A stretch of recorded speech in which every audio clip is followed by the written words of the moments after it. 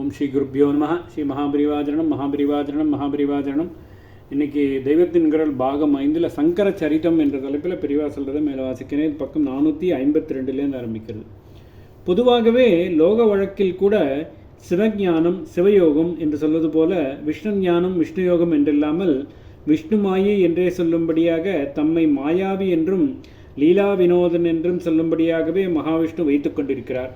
ஆகையால் இப்பொழுது தர்மத்துக்கு பெரிய ஹானியும் அதர்மத்துக்கு பெரிய எழுச்சியும் ஏற்பட்டிருந்த போது கீதா வாக்கியப்படி அவதாரம் எடுத்துதான் ஆகணும் என்றும், ஆனால் அது க்ஷத்ர தர்மப்படி இல்லாமல் துஷ்ட சிக்ஷணமே இல்லாத சாத்விகமான ஞானோபதேசத்துக்கே ஏற்பட வேண்டும் என்றும் ஆனபோது அது சிவாவதாரமாகத்தான் இருக்க வேண்டும் என்று மகாவிஷ்ணு நினைத்தார். பரமசிவனோடு ஒன்றாகவே இருப்பது வேறு மாதிரியும் இருப்பது என்று 2 விதமாக அவர் பண்ணுவார். ஒன்றாக இருப்பது சத்தியமான ஞான நிலையில் வேறு மாதிரி இருப்பது, வியாகாரத்தில் சத்திய மாதிரி தெரியும் லோகலீலையில்.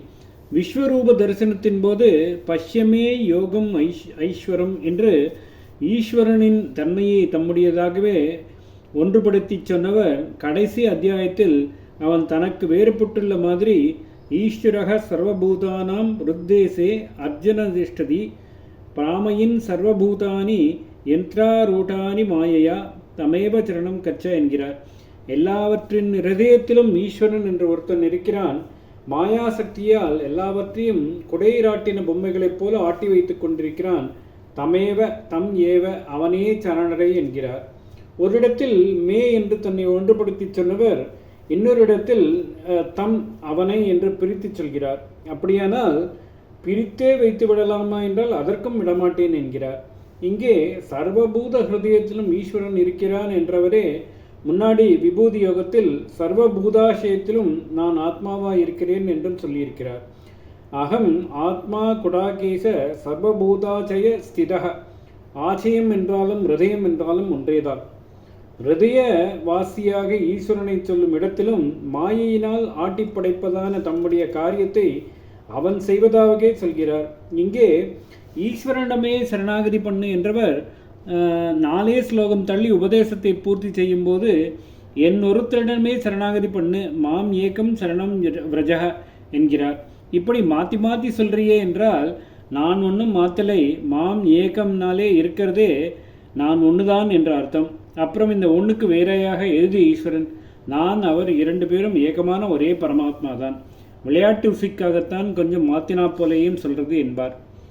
ஞான சிவனே ஞானாவதாரம் ஆவது. இப்படி 2 ரூபமாக பார்க்கும்போது ஈஸ்வரன் தான் முக்கியமான ஞானம் தருகிறவன். இதற்கு இன்னின்ன சுவாமியிடம் போ என்று சொல்லும்போது ஆரோக்கியத்துக்கு சூரியன் மாதிரி ஞானத்துக்கு ஈஸ்வரன் தான் போகச் சொல்லியிருக்கிறது. ஆரோக்கியம் பாஸ்கராத்து இச்சேது ஞானதாதா மகேஸ்வரக. ஞானம்தான் சாஸ்வதமான மோட்சத்தை தருவது. முடிவிலே என்னை சரணடை என்றபோது உன்னை எல்லா பாவத்திலிருந்தும் விடுவிக்கிறேன் என்று சொல்லி விட்டுவிட்டார்.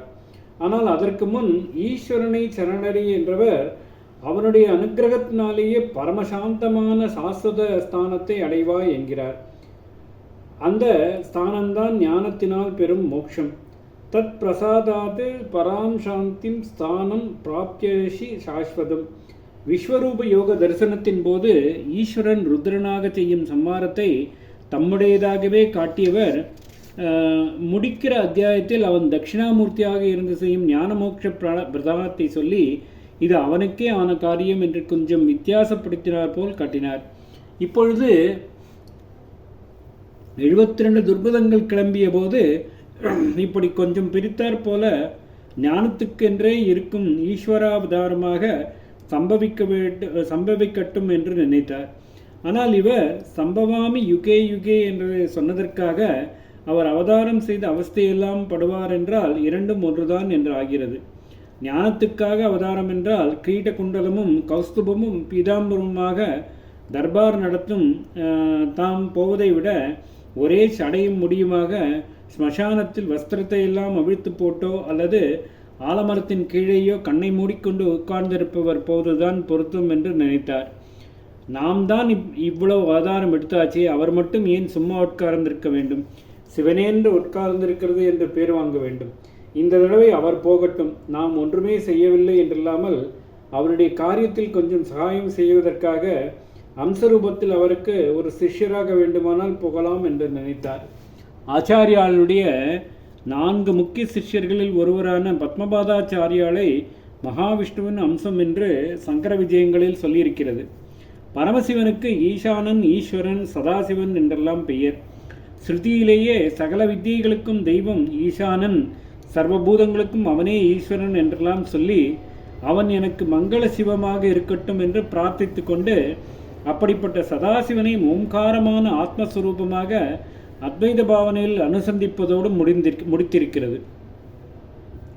ஈஸ்வரகா சர்வபூதானாம் என்று இங்கே உள்ள ஸ்ருதி வாக்கியத்தை தான் பகவானும் கீதையிலே அப்படியே ரிப்பீட் பண்ணியிருக்கிறார். சர்வ வித்தியைகளுக்கும் அவனே அதிபதி என்றும் இங்கே வருவதால் அவன்தானே உபதேச குருவாக அவதரிக்க வேண்டியவன். தந்திர சாஸ்திரங்களையும் மந்திர சாஸ்திரங்களையும் இன்னும் அநேக திவ்ய உபாக்கியானங்களையும் பார்த்தால் கூட பரமேஸ்வரன் தான் அந்த தந்திரத்தையோ மந்திரத்தையோ உபாக்கியானத்தையோ அம்பாளை முன்னிலைப்படுத்தி உபதேசித்தவன் என்று இருக்கும். ஓம் ஸ்ரீ குருப்யோ நமஹ. ஸ்ரீ மகாபரிவாச்சரணம் மகாபரிவாச்சரணம் மகாபரிவாச்சரணம்.